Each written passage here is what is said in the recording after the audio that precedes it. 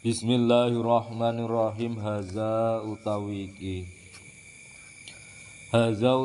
iki ku faslun ana anggit fasal sawiji kang bakal hadir ing dalem penggalihe Mbah Musone. Ibarate fasal fit nawaqidil wudhu'i ing dalem mertelakake pira-pira perkara kang rusak wudu. Finawaqidil wudhu'i ing dalem mertelake pira-pira perkara kang rusak wudu. Al musammatu kang den arani aidon hale malih padha karo nawaqidul wudhu. Al musammatu kang den arani aidon hale malih padha karo nawaqidul wudhu.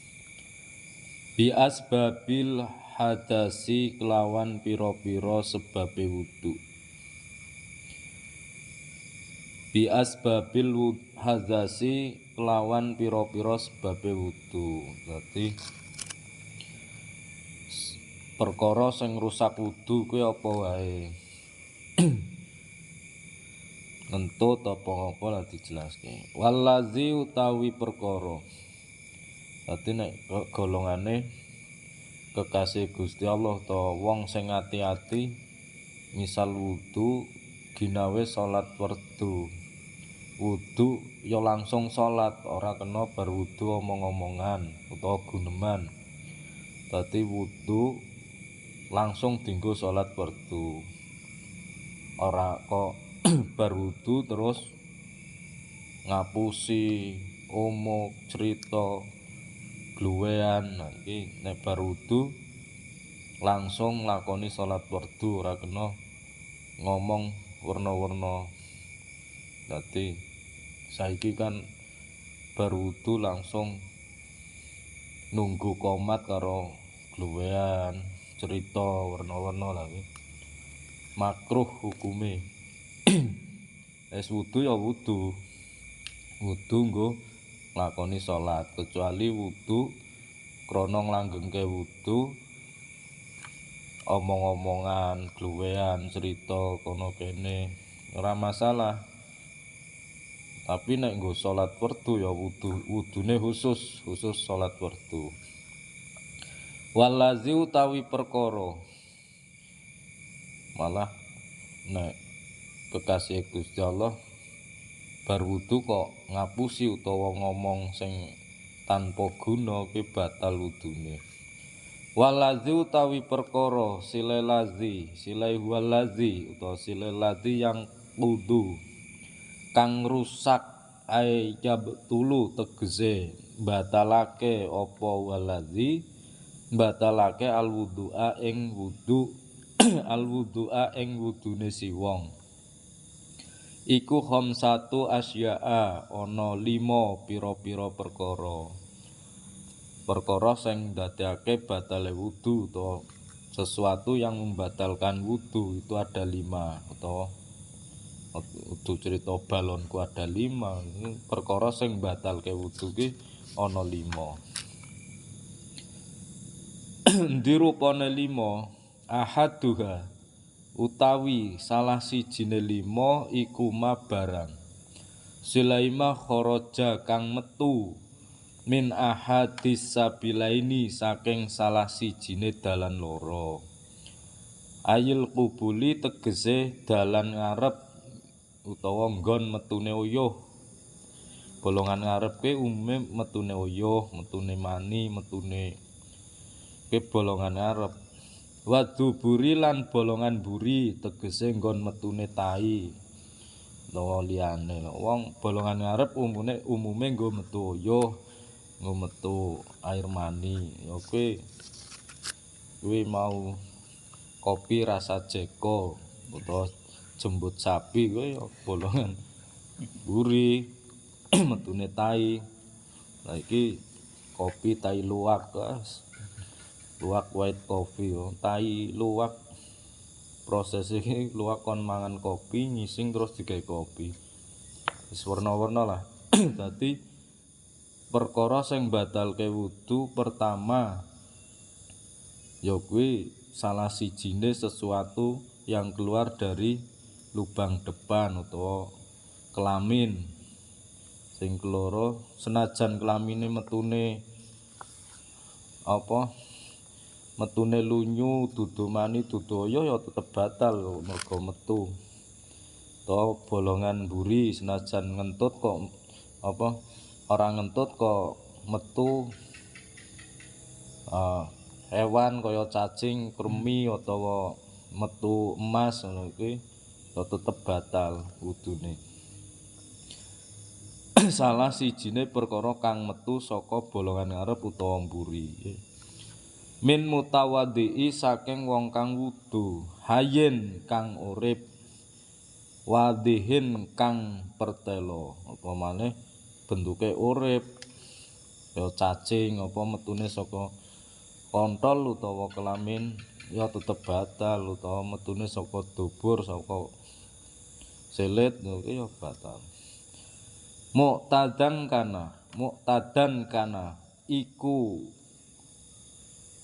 normal anane apa al khariju perkara kang metu saking salah sijine bolongan loro kubul utawa dubur lagi senajan metune normal disengaja baik tidak disengaja kuwi ya tetep batal. Wis nguyuh kok rampung le wudu kok metu uyuhe sithik ya tetep batal. Ayang-ayangen misale ya batal. Nembe ngadeg nah iki kebanyakan nguyuhe karo ngadeg. Ora nganggo tata carane nguyuh sing tenanan dadi ora tuntas. Sempake kekencengen metu sithik netes. Ora nggo sempak netes ya kuwi perkara mbatalaken wudu metune perkara saka bolongan ngarep utawa mburi. Sorae kabaulin kaya uyuh. Contone iki, sorae kabaulin kaya metune uyuh, wa khaitin lan kaya khait utawa tai, metune tai. Dadi wong nguyuh utawa ngising ya jelas mbatalke wudu. Senajan sithik ngentut ngrempet kopet ya batal metune angin wae kaya dene kentut ya batal. Nadiron utawa anane kharij perkara kang metu iku langka. Sorae kadamin kaya getih utawa silite metu getih utawa ambeien kan netes biasane lho kuwi ya tetep mbatalke wudu. Ya mergo ambeien le cewek kurang bersih utawa kan kudune dua jari iki dua ros jari le cewek dikodheki jerone dilebokke nang silit kudu bersih tanpa ora bersih ya dadekke ambeien.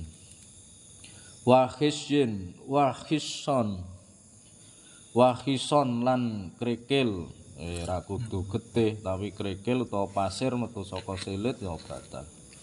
Najisan iku anane apa perkara kang metu utawa kharij sorae kahadihil amsilati kaya ikilah pira-pira conto autohiron utawa anane kharij utawa perkara kang metu iku suci ya metune air mani suci. Lah kuwi ya tetep mbatalke wudu malah wajib mandi besar. Jare metune mani terus dinum ngono kuwi mani kuwi suci. Tur bolongan sing nggo metu ya rada beda. Sorae kadudin kaya uler, metune uler utawa uget-uget kuwi ya tetep mbatalke wudu. Ilal mania kejaba mani. Uler najis, mani ning nek mani ora najis. Sifate mani al khariji kang metu. Ule metu kuwi mau biikhtilami sebab ngimpi metu mani. Ya ngimpi metu mani ya wajib adus tur mbatalke wudu. Jelas nek wudu hadas cilik metune mani ndadekke hadas besar. Sesuci sing kudu adus kuwi jenenge hadas besar. Nek hadas kecil mewajibkan wudu. Iki kudu uripe kudu suci saka hadas cilik utawa hadas besar. Nah, umume suci saka hadas besar ya kangelan. Ngimpi metu mani. Ngimpi metu mani cara wong ahli tasawuf utawa ahli hakikat utawa ahli tarekah kuwi ruwe maksiat nang alam mimpi. Ruwe kula njenengan nek ngimpi metu mani ruwe wis maksiat. Dadi kudu adus, kudu dibersih, nglakoni nyuwun ngapura ruwe oleh maksiat ya kuwi salat subuh kanggo ngapurani badan lan nyawa uripe kula lan jenengan. Dadi ngimpi kok metu mani wajib adus ya wajib wudu. Ngimpi dikai nomor ya kudu wudu. Ngimpi kok nomore pira Mbah? 17 pasang Mbah nggih metune loro 7 loro. Salah le pasang meneh pira Mbah? 76 jebule 97. Alah wis ditute ngono kuwi. Ora ana rampunge. Oh, lho kok bisa salah terus Mbah? Aku ndeset le mati kuwi mergo golek nomor tekan ngendi ora bunuh diri. Semoten ikhtilamin sebab ngimpi metu mani. Ora kena nggo patokan, kadang kuwi sing metu ya anu wong bunuh diri sebab masang nomor atau menembus atau lumah atau karangan, kelangan keluarga mati. Terus mlebu ngimpi wong sing seneng nomor. Dipasangi salah terus. Terakhiran ditakoke jebul kowe mbiyen uripe seneng pasang nomor mati ya sih nyasarke wong. Min mutawaddiin saking wong kang wudu. Mumakkinin kang netepake ngadahu ing panggonane lungguhe mutawaddi. Dadi nek turu jagong posisine jagong ning ora pindah kuwi wudune ra batal. Tapi jaman saiki kon turu karo jagong ya bengkek kabeh awake nek wong biyen turune karo jagong. Minal ardi netepake minal ardi saking bumi. Fala yang kudu mongko ora rusak apa metu mani wal muskilu tapine muskil apa innama yang taqidu angin pestine rusak apa wudune si wong bil khariji sebab perkara kang metu min furjaihi saking perjine lorone mutawaddi. Ya sing jeneng perji wong lanang kontol, wong wadon ya kuwi turukun pira-pira dalan dijenengi turuk dalan bocah, dalan uyuh. Dadi torik dalan turukun pira-pira dalan. Kelamine wong wedok dijenengi turuk dalan bocah, dalan uyuh, dalan wong ya nggo rebutan. Dalan iki kok nggo rebutan. Dalan metune uyuh ya nggo rebutan. Ya kepriye ora nggo rebutan kepriye. Min furjaihi saking perjine lorone mutawaddi. Tingkae jamingan hale sak kabehane. Wis. Kuwi satu sesuatu yang membatalkan wudu sebab keluarnya barang atau hal perkara saking bolongan ngarep utawa mburi utawa kubul lan dubur. Bolongan ngarep ya kuwi kelamin, bolongan mburi ya bokong silit. Sing bedake wong lanang karo wong wadon silite padha nek kelamine beda.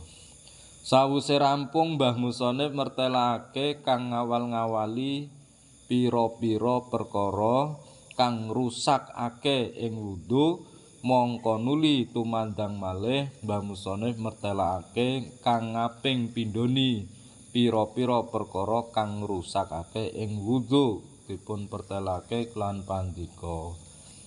Satu, penjelasan yang membatalkan wudu sudah selesai. Yang kedua apa? Ditanyakan. Wasani utawi kang ngaping pindhoni pira-pira perkara kang rusakake wudu iku annaumu turu. Ala khairi hayatil mutamakkini ing atase liyane tingkah wong kang netepi pelungguhane.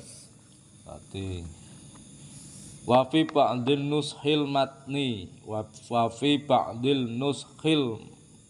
matni kan iku tetep kesebut ing dalem setengah tuladhane kitab matan.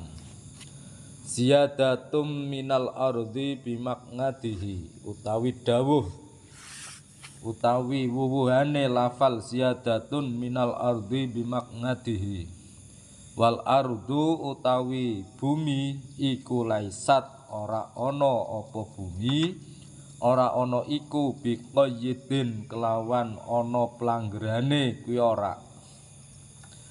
Bumi kuwi ora ana planggeran ke batasan. Wa kharaja lan kejaba bil mutamakkini kelawan lafal mutamakkin apa mabarang. Silaima laonama lamon turu sapa mutawadhi utawa wong kang wudu tingkae mutawadhi ule turu kuwi mau pengidan hale lungguh khaira mutamakkinin kang ora netepi nggon pelungguhane mutawadhi. Nama utawa lamon turu sapa mutawadhi tingkae mutawadhi ule turu kuwi mau iman hale ngadeg. Nang penjara diseltik ngadeg le turu. Ngala kufahu utawa lamun turu sapa mutawadhi iku netepi ngatasé jitoke jagong lah. Walau mutamakkinan senejan ana apa turune mutawadhi iku wong kang netepi nggon pelungguhane. Dadi nek turune jagong ora geser bokonge ora batal wudune. Ning nek geser batal. Ning setengah kitab nushah sing penting turune karo jagong senajan geser kuwi ora batal. Tapi karpe Syekh Suja sing ngangge takrib ya kaule Imam Nawawi misal turune karo jagong ora batal mergo ora geser bokonge. Tapi wong turu ilang akale. Wudu gawe wong ngorok turu kok iman hale ngadeg wong turu kok ngorok kuwi akeh ule lali karo Gusti Allah. Ana wong saiki turune gar dadi zaman akhir wong lemu kuwi dadi musuhe Gusti Allah. Sebab akeh oleh ora eling karo Gusti Allah. Nah, wong gering-gering sing cungkring-cungkring kuwi disenengi Gusti Allah. Gus Wahib gering ngono kene senengi Gusti Allah. Mergo tapi nek patokane ya akeh laline karo Gusti Allah kuwi sing dadi dimusuh karo Gusti Allah. Lah wong lemu jaman biyen disenengi Gusti Allah mergo mangane akeh tur akeh syukure. Zaman siki kaken mangan barang haram. Wis ora tau salat, mangane nang warung terus-terusan. Awake gedhe, wetenge lemu, panganane batang celeng. Ya wis kuwi dadi musuhe Gusti Allah. Wis ora tau wudu, ora tau salat. Awake lemu, wah wis panganan empuk bangsa cacing, bangsa blatung. Urung mati ge wis bosok dhisik sikile atau wetenge mlembung apa kepriye mergo kaken barang haram. Nah niki nek hati-hati oleh mangan awake sehat. Ya wong kaken mangan duit amplop ya mbahayani.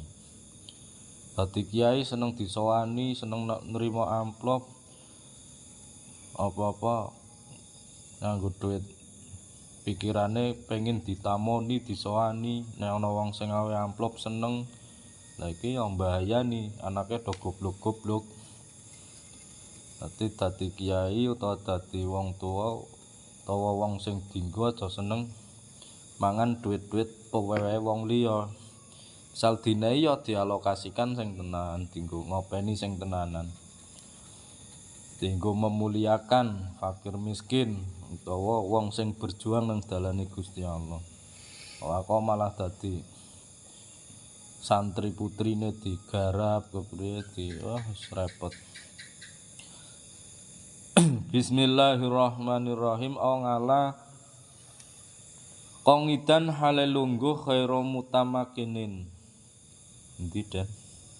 Dari apa? Kok iman ngala.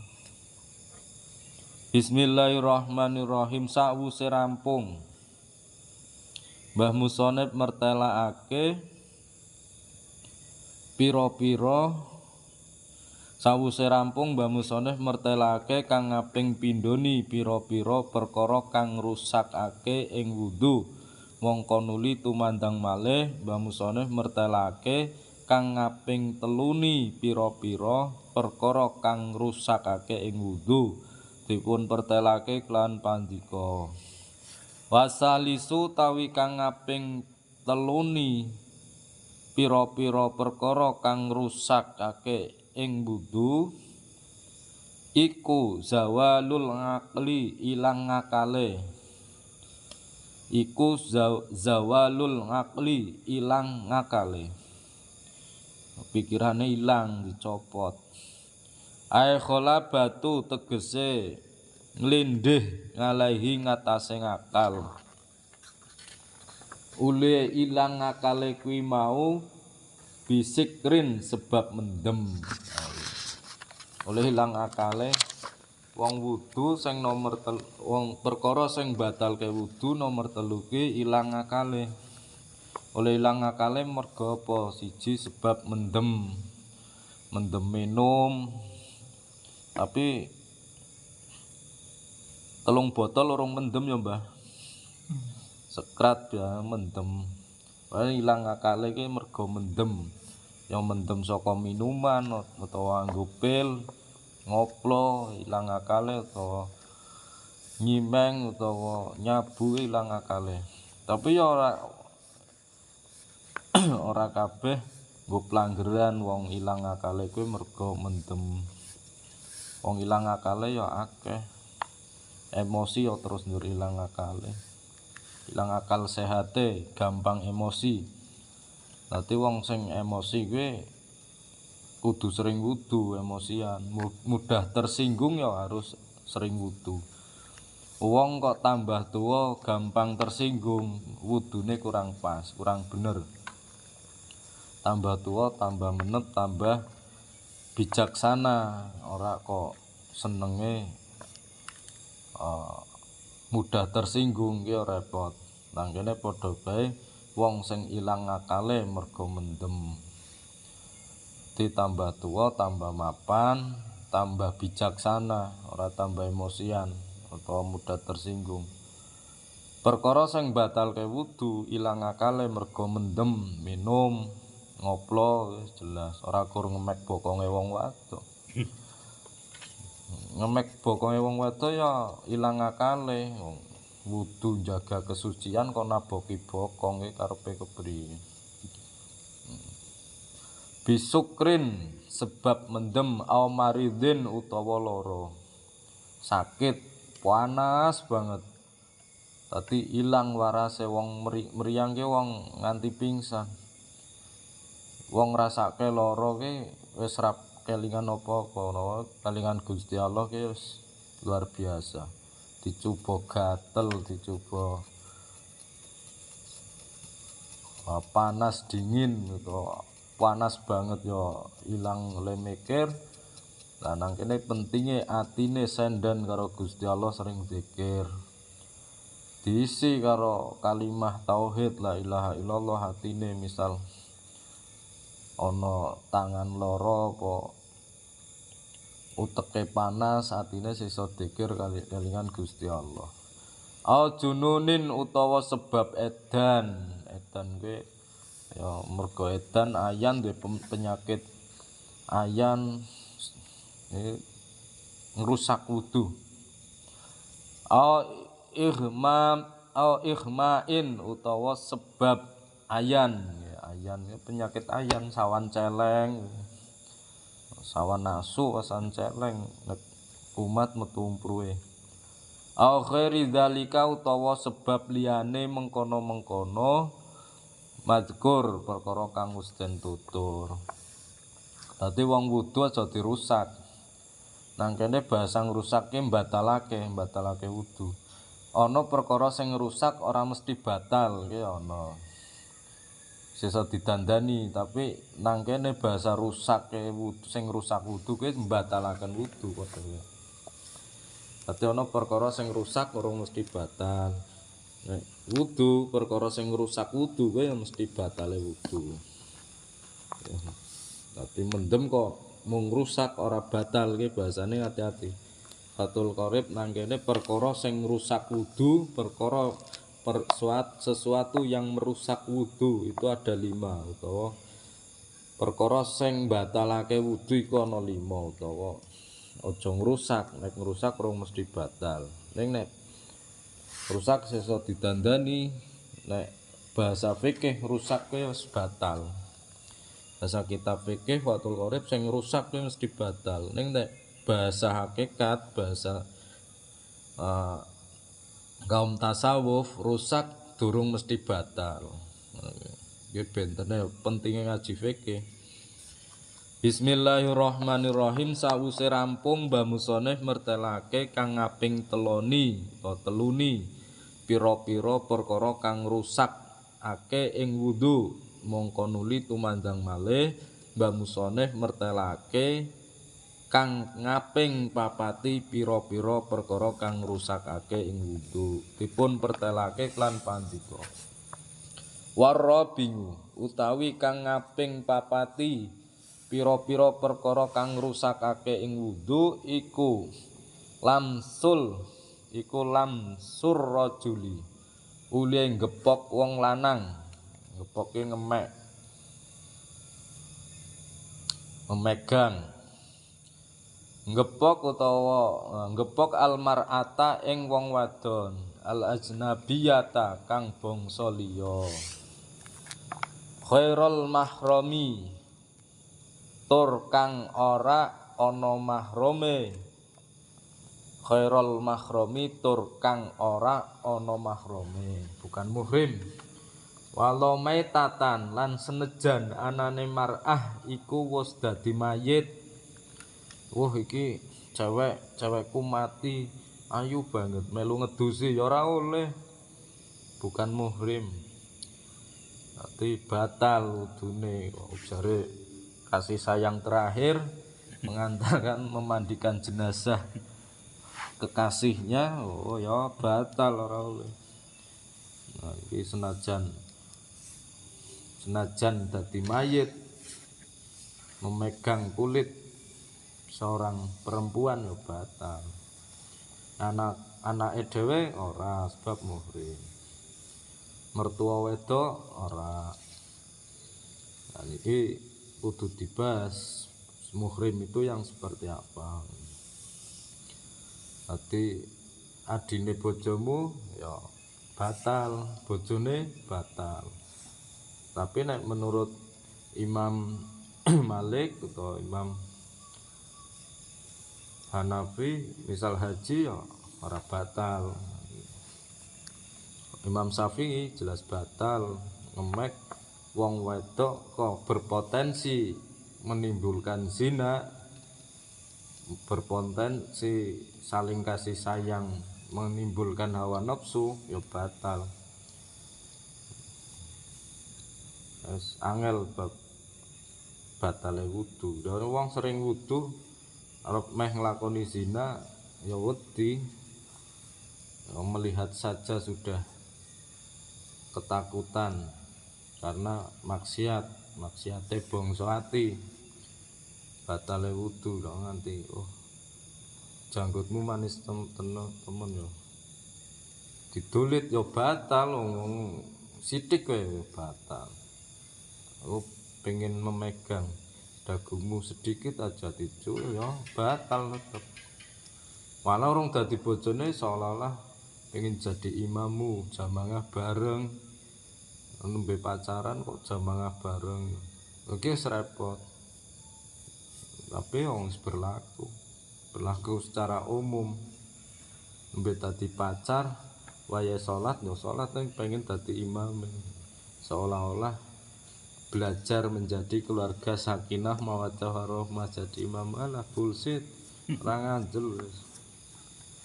Malah kuwi sing wis dadi bojone padu terus. Iku lamsur rajuli ule ngepok wong lanang ngepok almar'ata ing wong wedok. Al ajnabiyata kang bangsa liya, khairul mahrami tur kang ora ana mahrome, walau metatan lan senejan anane mar'ah iku wis dadi mayit. Ya bener wong lanang kang ngepok wong wedok bangsa liya senejan wis dadi mayit kuwi mau ngrusakake ing wudu utawa batalake wudu. Wal muradu tapi utawi kang den kersakake Mbah Musonef sing dikarepake kepriye sih? Birrajuli lawan jeneng wong lanang, wal mar'atu lan wong wedok. Iku zakarun jeneng wong lanang, wal unsa lan wong wedok. Dadi sing dikarepake sing jeneng wong lanang ki kepiye? Ya lanang tenanan ora bencong. Dadi ana wong kok lanang ki lanang kok setengah-setengah. Iki lanang sifate kaya wedok, bencong apa piye? Banci bingungi lanang ya lanang tenan, wedok ya wedok tenanan. Basane ngono kuwi. Balagha kang wis tumeka apa karone zakar lan unsa tumeka hadasah sahwati ing planggerane syahwat ngurfan ing dalem pengadatane. Dadi kategorine wong lanang karo wong wedok nyekel utawa memegang seorang perempuan kok membatalkan wudu. Jenisnya ketika seorang laki-laki dan perempuan itu sudah mempunyai syahwat, wis ngerti syahwat ke ya hawa nafsu. Misal wis ngerti iki cah kok ayu tenan, kok gagah tenanan sing wedok ngono kuwi pahame ya menimbulkan syahwat batal. Tapi jika tidak menimbulkan syahwat ya tesih tidak membatalkan wudu. Wah, santri TPQ senajan urung balih utawa apa kok oleh nonton bisa menimbulkan syahwat ya batal. Tapi kok batasannya ketika si perempuan tidak punya syahwat. Nah, ini yang diharapkan atau yang dikersakan Mbah Musonef sing dikarepke kitab takrib niku antara laki-laki dan perempuan sudah mau tahu tumbuhnya syahwat hawa nafsu. Oh, guru ngajiku kok gagah temen, ya wis batal. Santriku kok ayu tenan, wis batal. Haram melihat wajah dan tubuhnya ketika mengajar. Nah, wis menimbulkan syahwat. Dadi hati-hati ngene iki wis genah patokane kaya diterjang duwe santri putri akeh dadi wis muga-muga dislametake saka penggawe sing model melanggar undang-undang pelecehan anak atau melanggar perzinaan. Ya bener, wong lanang lan wong wedok kang gepok karone syahwat karone kuwi mau ngrusak utawa batalake ing wudu. Wal muradu tapi utawi kang den karepake Mbah Musone bil mahromi kelawan jeneng mahram. Piye dadi sing jeneng mahram kepiye? Iku man wong Sulaiman harrama kang haram apa nikahuha nikahe man. Ngilate apa le haram nikah li ajli nasabin krana tunggal nasab. Aorodongin utawa krana tunggal suson. Dadi iki zaman akhir sing jeneng tunggal mahram utawa nasab, sing jeneng muhrim kuwi tunggal nasab utawa tunggal suson. Lah kepriye kecil ora nginum ASI kok nginume SGM satu susu. Ya kuwi susu Denko atau susu SGM. Kuwi kepriye? Bayi saiki kan nyusune nyusu SGM. Berarti semua bayi yang terlahir di tahun hampir semua bayi yang lahir di tahun 2011 ke atas minumnya sudah susu SGM. Tunggal suson apa ora? Ya ora, sing diomongke tunggal suson kuwi air susu ibu. Nah, air susu sapi ya nyusune karo sapi. Li ajli nasabin krana tunggal nasab. Wis beda nek susune kewan. Yang satu anak kewan kuwi duwe anak sapi duwe anak loro apa telu. Lanang wedok anake ya karo adine ya wis sah mergo ora ana hukum kewan. Ora ndek hukum halal haram ketika berkembang biak. Nah, manusia kan ada aturan haram haram ketika berkembang biak. Golek bojo ya kudu sing jelas li jamaliha, li nasabiha, li maliha, li diniha. Agamane jelas, terus nasabe jelas, kecantikane jelas, bondone ya sing akeh. Kudune kan kuwi. Pilih ketika tidak punya harta ya nasabe kepriye, ora duwe nasab solehane kepriye, agamane dipilih. Kebaikannya seperti apa, bisa dibimbing atau tidak. Li ajli nasabin krana tunggal nasab aradongin utawa krana tunggal suson. Nyusune SGM udu tunggal suson mergo kewan. Ya wis terlepas dari tunggal suson. Tunggal suson ya kuwi biungmu misalnya nyusoni anake tanggane sing ora ana hubungan saudara, besok gede kuwi senajan ayu ora oleh dibojo. Karena saudara sesuson. Amusa lah saiki tunggal suson wong kelinci disusokna nang kucing ya iso. Amusa haratin utawa krana dadi mertua wadon. Berarti mertua wadon kuwi muhrim. Wa qaluhu utawi dawuhe Mbah Musonef lho malah biyunge dibojo mertuane digarap. Lho iki mertua wedon iki wong kepriye wis rusak. Wong nang kene muhrim wis dadi muhrime, mertua wadon kuwi ora kena disenengi. Malah anake dipegat terus dibojo ibune iki kepriye wong-wong ngono. Wa qaluhu tawi dawuhe Mbah Musonef endi rupane dawuh. Aku seneng ibune lebih dewasa ya repot. Wa qaluhu tawi dawuhe jajan nang jaba kae bayar 350. Micet model-model kuwi. Wong perzinaan sudah difasilitasi saldo duit. Nah, ya tanggung jawab menghapus dosa zina sing abot. Wa qaluhu tawi dawuhe Mbah Musonef dirupane dawuh min ghairi hailin, dawuh min ghairi hailin. min khairi hailin saking tanpa aling-aling. Dadi oleh ngemai oleh nyekelke tanpa batas, kulit ketemu kulit. Yakhruju kang metu apa ma barang silema laukana lamun ana iku hunaka ing dalem mengkono-mengkono syahwat. Ya wis angel. Apa hailun aling-aling fala naqdo mongko ora dadi rusak apa wudune si wong hina idin ing dalem arikalane hail. Dadi nek ana klambine ana aling-alinge ora batal karena nyenggol, misalnya nyenggole terhalang oleh baju atau apa ya ora.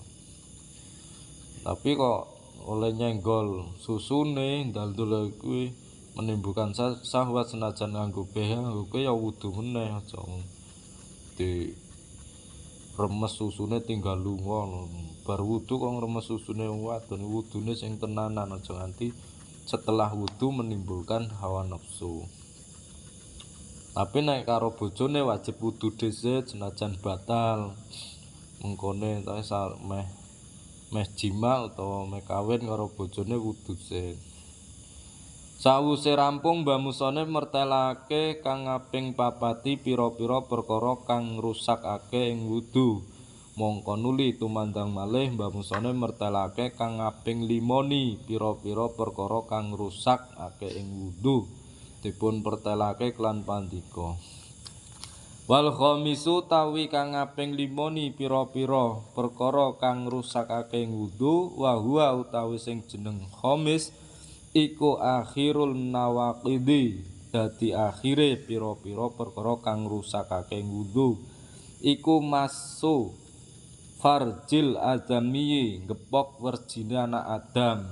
Maksude ngepoke memegang farji kuwi kelamin ya kelamin senajan kelamin sendiri ya tetep batal pokoknya kelamine wong liya nah iki batal. Oleh ngepok emo bibatnil kafi kelawan jerone epek-epek min nafsihi saking awak dhewene mutawadi. Apa iki telapakan iki lho. Dinganeke iki kontole apik temen ya batal. Oh, kontole dhewe ya batal kecuali nganggo jabane ngene iki. Ora nggo jerone. Ndul ditinju kelamine ya batal. Oh, kan minapsihi saking awak dhewe mutawadi. So, perkara sing rusak wudu nomor 5 ya kuwi memegang kelamin dengan pekepek dengan telapak. Wa khairihi lan liyane awak dhewe mutawadi. Senajan kelamin sendiri dipegang ya batal. Apalagi kelamin orang lain.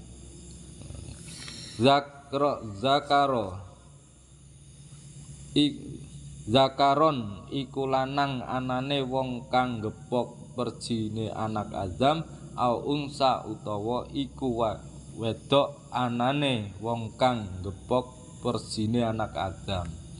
Dadi lanang kelamin sendiri maupun orang lain jenis laki-laki atau perempuan tetep batal wudune. Sohiron utawa iku cilik anane wong kang gepok perjine anak Adam. Oh, senajan cah cilik. Au kabiron utawa iku gedhe anane wong kang gepok perjine anak Adam. Oh, cewek di ya wis jelas lah wis ora kudu tekan kono. Hayyan utawa iku urip anane wong kang gepok perjine anak Adam. Au mayitan utawa iku mayit anane wong kang ngepok perjine anak Adam. Senajan dadi mayit wis dilus-elus perjine kelamine ya batal. Walafdul azamiyyi utawi lafaz al azamiyyi iku saqatun gugur ibadin nuskhil matni ing dalem setengahe tuladhane kitab matan. Wakaza lan iku kaya mengkene saqatun qauluhu al-Fatihah. Alhamdulillahirabbil alamin arrahmanir iyyaka na'budu wa iyyaka nasta'in. Shiratal ladzina an'amta 'alaihim